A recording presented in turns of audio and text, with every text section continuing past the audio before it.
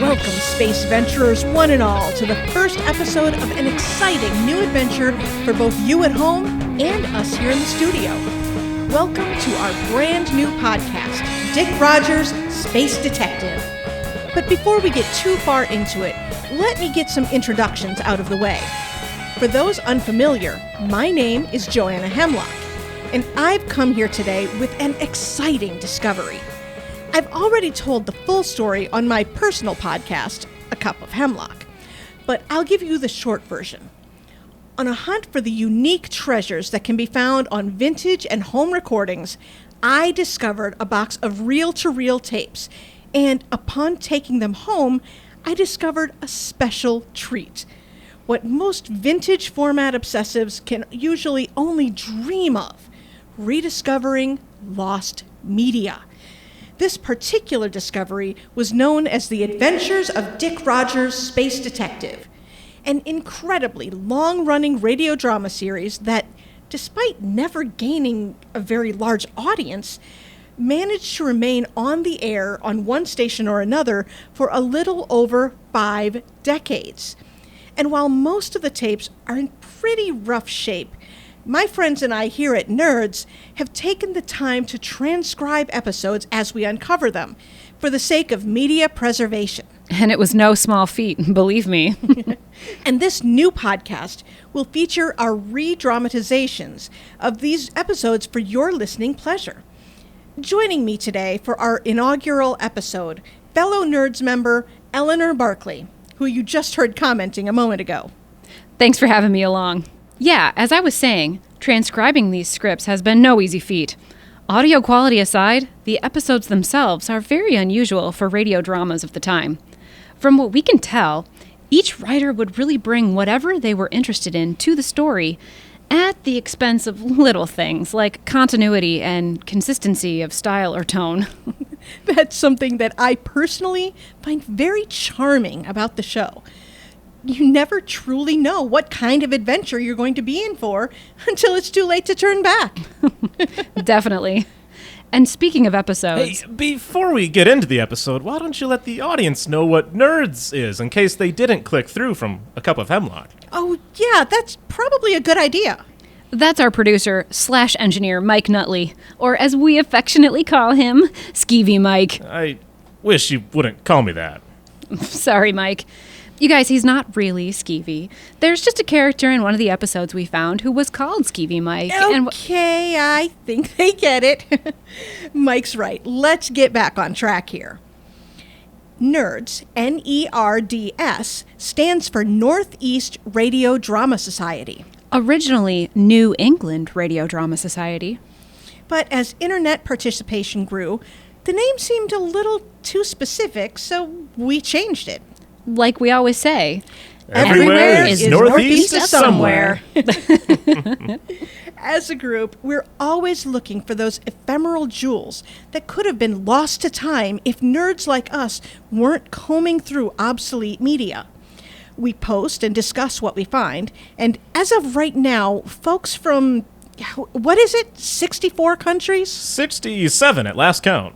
Wow. 67 different countries have joined us in the attempt to keep mainstream and corporate media from being the only things that survive in the current digital culture. See, that's why you're the host. You can talk buzzword jargon better than anyone. Thank you? Anyway, the first episode of Dick Rogers we're presenting wasn't the first that aired, but it was the first we found, and it really captures the spirit of those first couple of years of the show. Those familiar with retro sci-fi of the era will be right at home as Dick and the crew are called to investigate a mysteriously empty research station orbiting the planet Neptune. Written by Larry Hancher and originally airing July 16th, 1941, we present Dick Rogers versus the Frogmen from Neptune, Part 1, Fury of the Frogmen.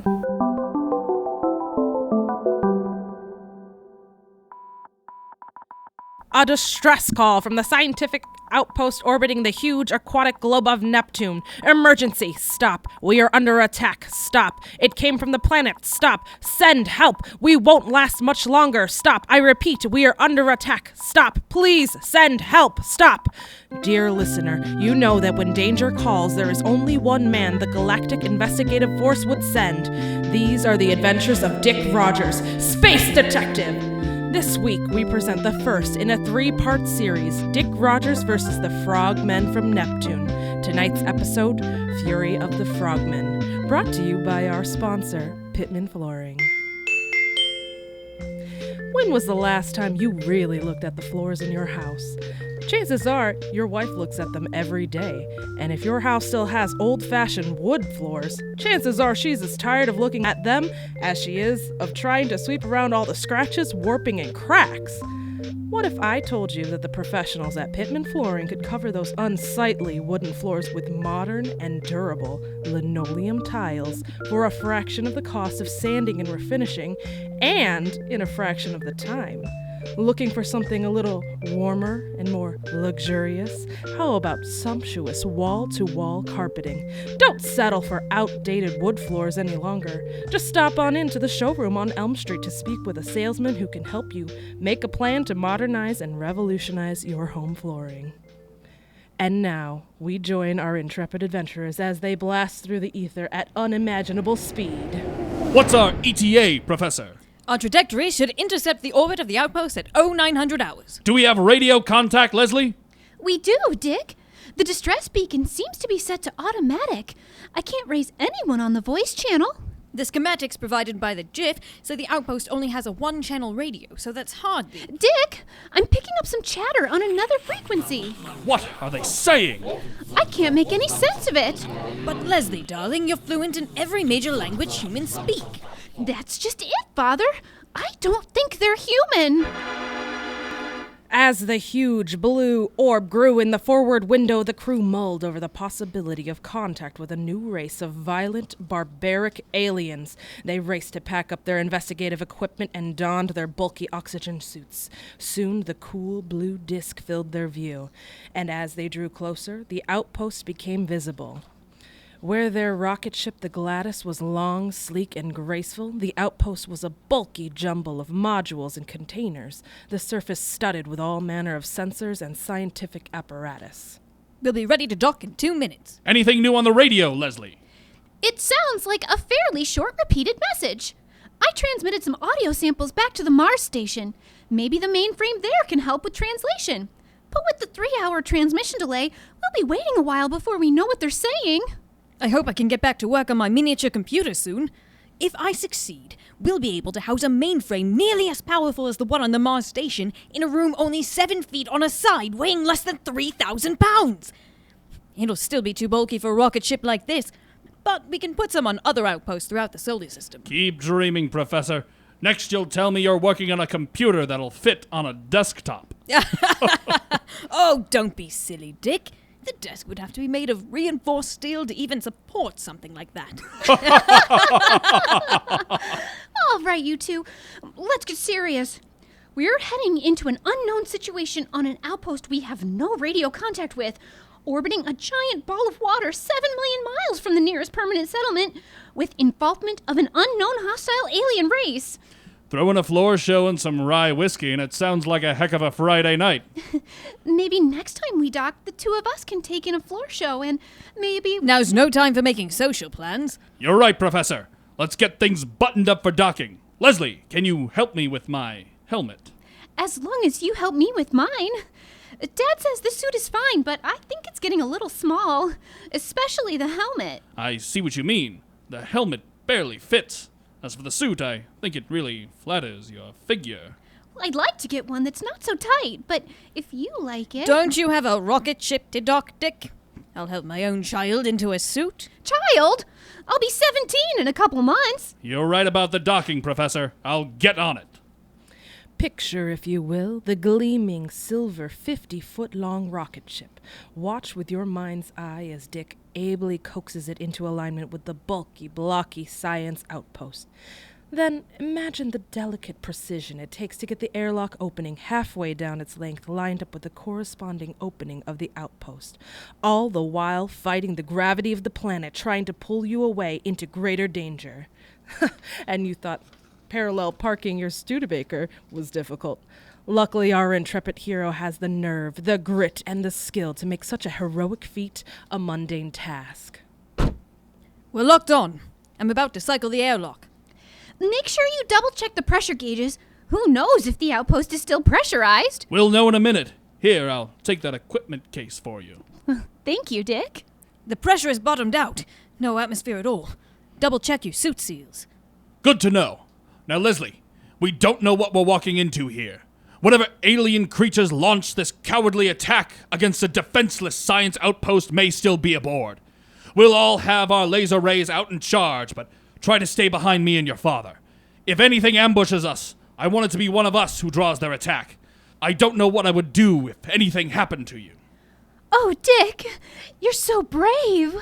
What about your dear old dad? Oh, Father, you know I think the world of you both. Our 3 daring pathfinders crowded into the airlock, a tiny antechamber between the 2 ships, barely larger than 2 phone booths put together. They attempt to make a safe transition to the stricken science outpost. As the air hissed out of the airlock into the Gladys, they could only wait in tense anticipation of what lay on the other side of the solid steel hatch door. Were they walking into an ambush, a gruesome scene of bloody carnage as they steel themselves to deal with what they will encounter? Let's have a word from Pittman Flooring. Like many of you, I like to care for my house. A couple of years ago, I noticed that the wood flooring in my entrance hall and living room had become very scuffed and scratched.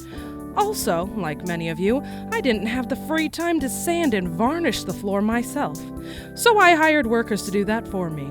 I ended up with a huge bill and floors that, only 2 years later, were already starting to look scuffed and scratched.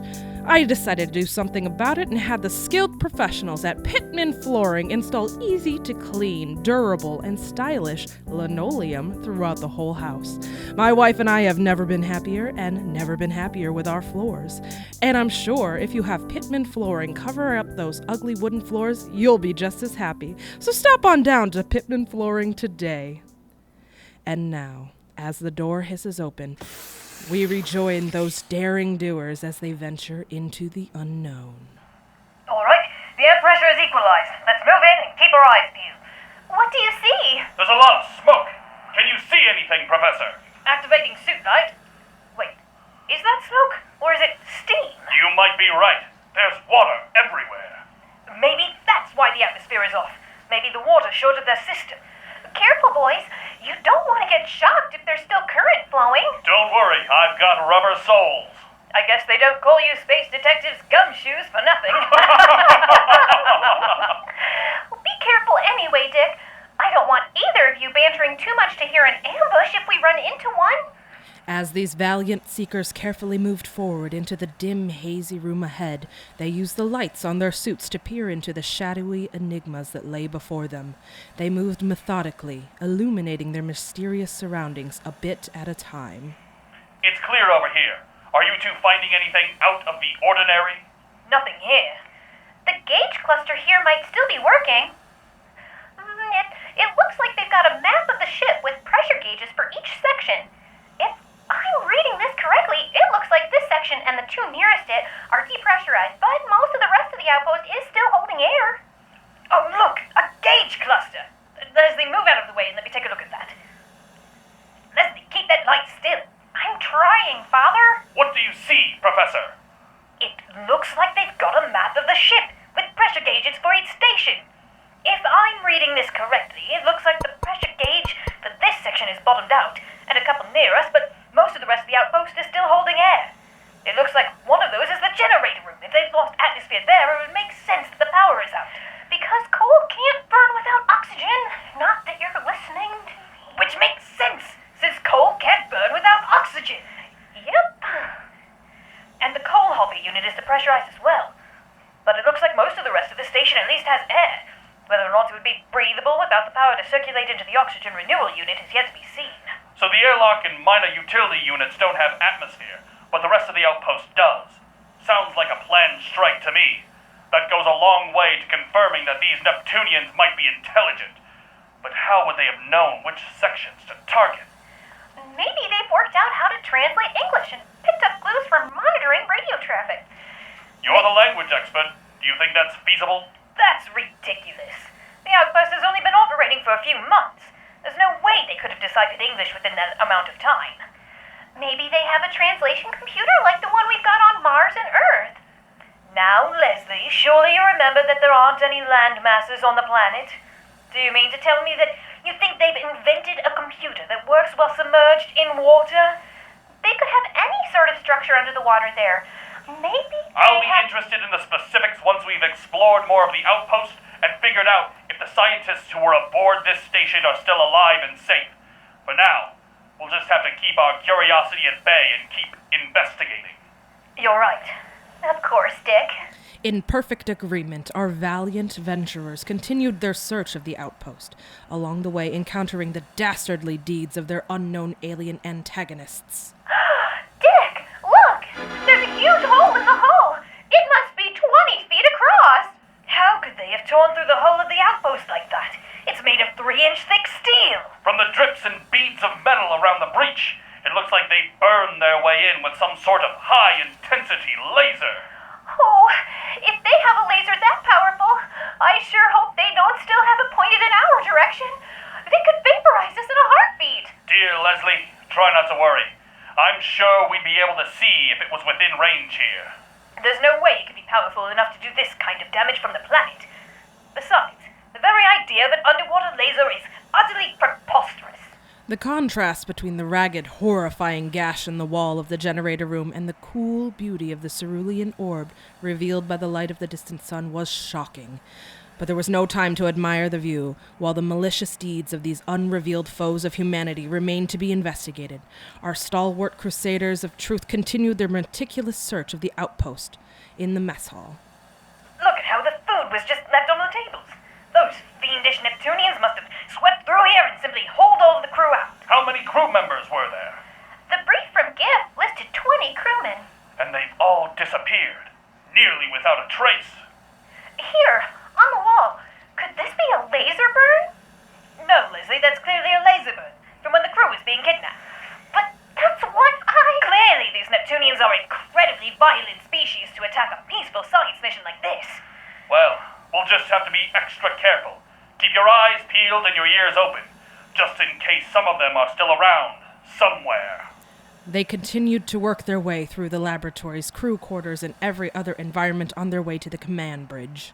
Dick, the gauges on the bulkhead door into the bridge are showing not only pressure and oxygen, but emergency backup power. That must be what is keeping the emergency beacon broadcasting. We'll have to be careful entering. It could be that there is one or more crewmen holed up in there with weapons trained on the hatch, in case the aliens come back.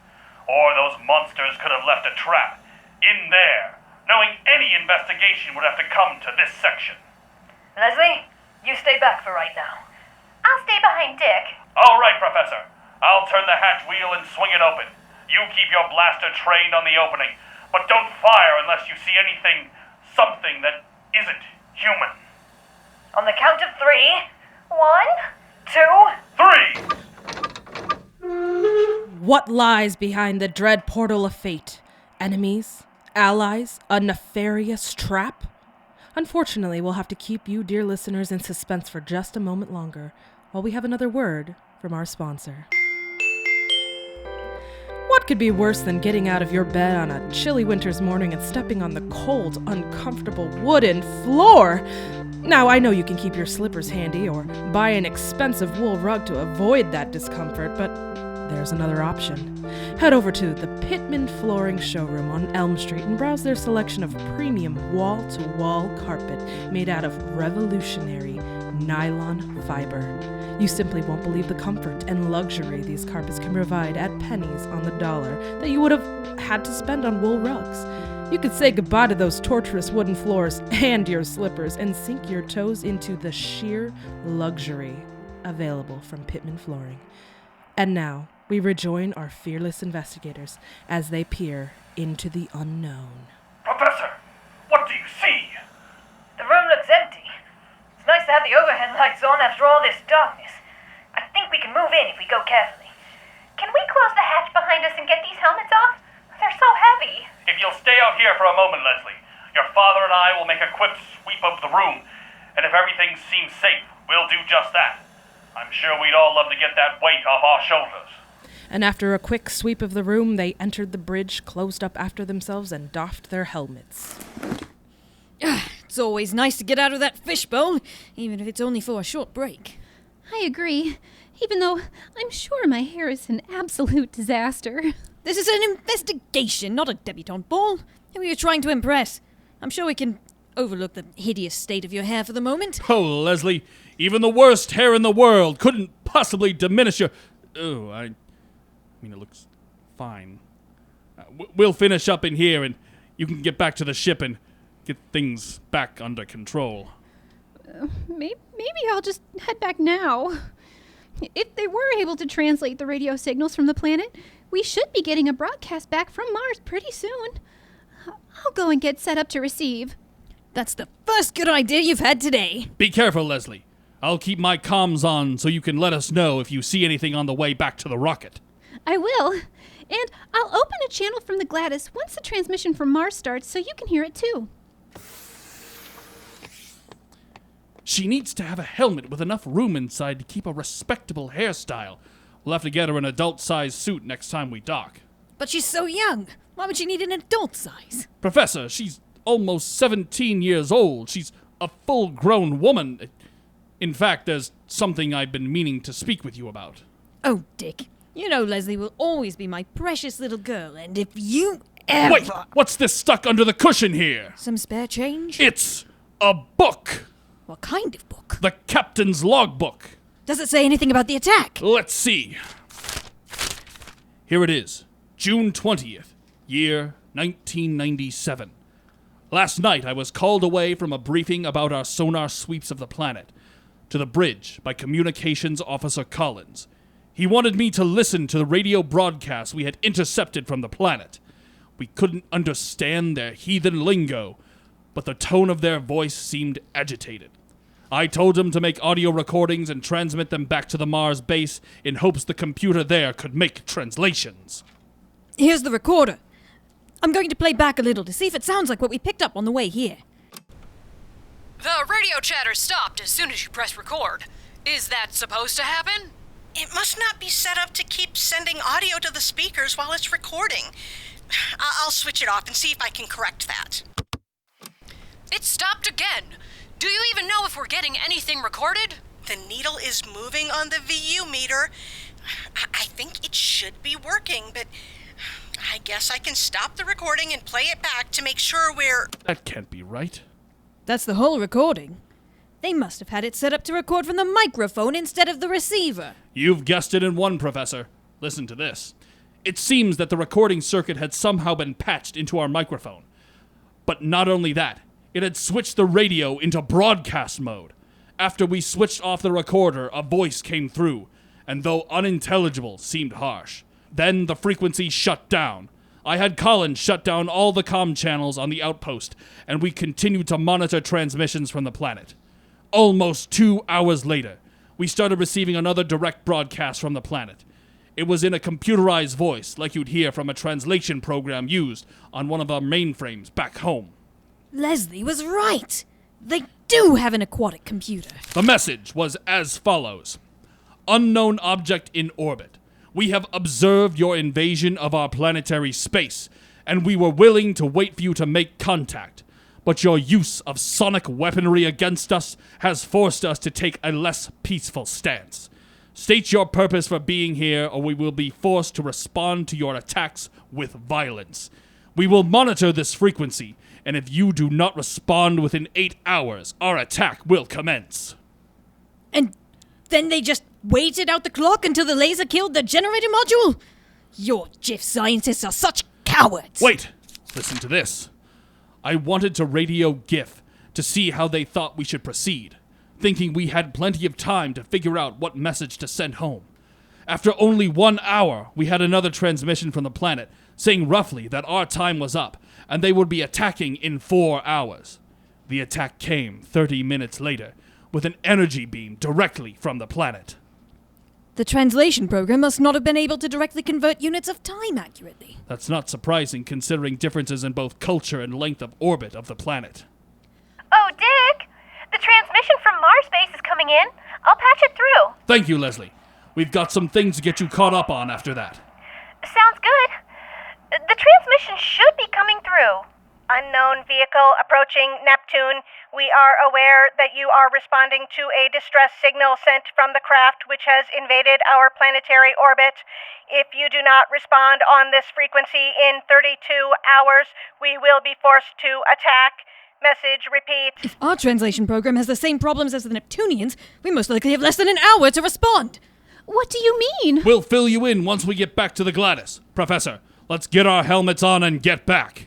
Leslie, we'll be there to explain in a few minutes. Get the airlock prepped for us. Yes, Father. With the clock ticking, can our unflinching posse defuse the situation before a laser burns them out of orbit? As Dick and the professor hurry back to the Gladys, we have another message from our sponsor. I'll never forget the feeling I had one day after walking into my living room and hearing my son sobbing in pain.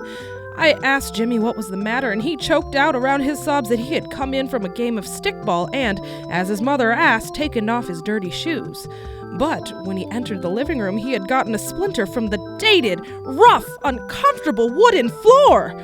I did my best to get that little ninny to stop crying and advised him that the best thing to do would be to walk off the pain. Little did I know that wound caused by that very splinter would later become infected and lead to the foot being amputated. Now, don't worry, I have 2 sons who aren't constant disappointments. But if I had gone to Pittman Flooring sooner, I could have avoided the whole inconvenience.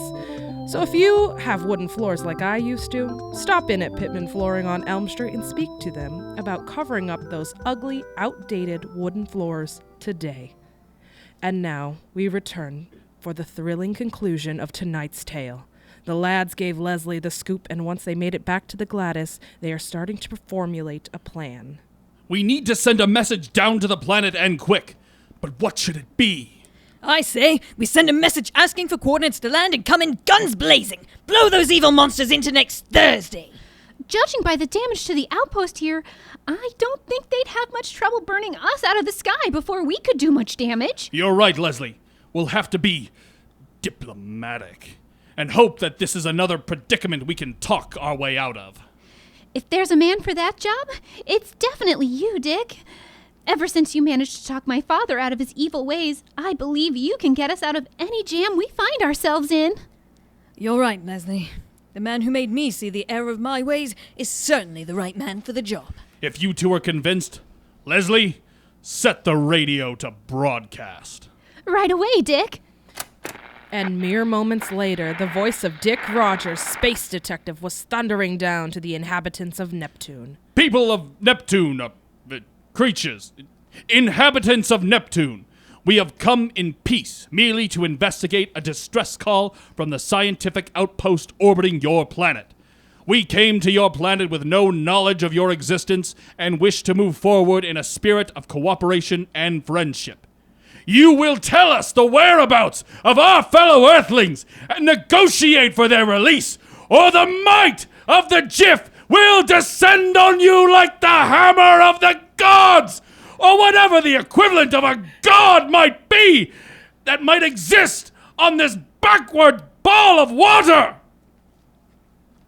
Now we just have to wait for the response. That was really great, Dick. I'm sure we'll be back on our way to Jiff Base in no time. And in a matter of minutes, they had their response. We will send a delegation to your location to negotiate. Expect our arrival in 4 hours.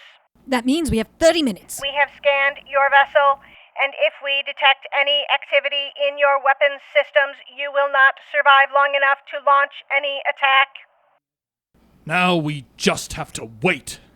Oh, Dick, what do you think they'll look like? Unknown beings from an unknown planet? They could look like anything. Don't worry, dear. If they're too gruesome, I'm sure you can go into your quarters. In 30 minutes on the dot was the sound of knocking from the airlock door. Professor Willis went to run the airlock through its cycle. Then, as the hatch swung open... Oh, Dick! In walked the Neptunian delegation. Leslie nearly fainted at the sight of the 7-foot-tall frogmen carrying menacing laser rifles.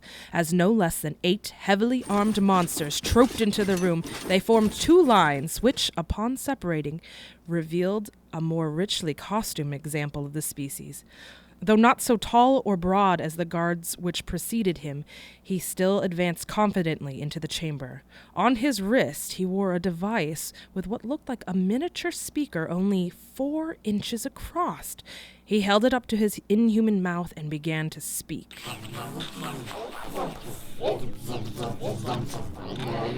Soon after, the translation program started to translate nearly in real time. You will accompany us back to the planet to negotiate for your lives and the lives of your compatriots, or you will die. Can Dick talk his way out of this predicament? Will the Frogmen exterminate mankind? Will Dick and Leslie finally wind up together? To find out, you'll have to join us next week for the next adventures of Dick Rogers, Space Detective. Brought to you by Pittman Flooring. You'll never have to suffer the agony of walking on wooden floors again after a visit from the skilled professionals at Pittman Flooring. And we're back. Thanks, Mike. That was Fury of the Frogmen. And obviously it wasn't the whole story. Somewhere out there lurk the other 2 parts of the trilogy. Can I tell them? Absolutely. We haven't found the tapes of those episodes yet, but we've got some leads, including an internal radio station memo mentioning the titles. So hopefully we'll be able to present Future of the Frogmen and Finale of the Frogmen in the not-too-distant future. Ooh, MST3K reference. Nice. I thought you'd like that. And I hope all of you out there enjoyed your first taste of the adventures of Dick Rogers, Space Detective. Mike, when you edit this, you have to put the big echo on the audio when Joanna said that. I can definitely do that, yeah. But before we sign off for the week, if you did like what you heard, make sure you share the show with your friends, family, enemies, strangers you run into in the street. And follow the show on social media. Hit them with the handles, Skeevy Mike. We're on Facebook at Dick Rogers Pod, Instagram at Dick Rogers Space Detective, and Twitter at Rogers Space. And make sure you subscribe wherever you listen to podcasts so you can catch a new episode each month as we release it. Oh, you forgot the tagline I wrote. Right. Be sure to tune in for your next Dick appointment. Same space time, same space place. This episode's nerds are Wendy Wilwert as Joanna, Translation Program and Communications Officer, Angela Ventris as Eleanor, Leslie, and Captain, Michael Storm as Mike Nutley, Jessica DeMaria as the Announcer, Logan Wright as Dick Rogers, Emily Anderson as Professor Willis. Fury of the Frogmen was written by Nicholas Johnson. Sound design by Michael Storm, featuring sounds from Zapsplat.com, freesfx.co.uk, and freesound.org. Music by Nicholas Johnson. Audio editing by Nicholas Johnson.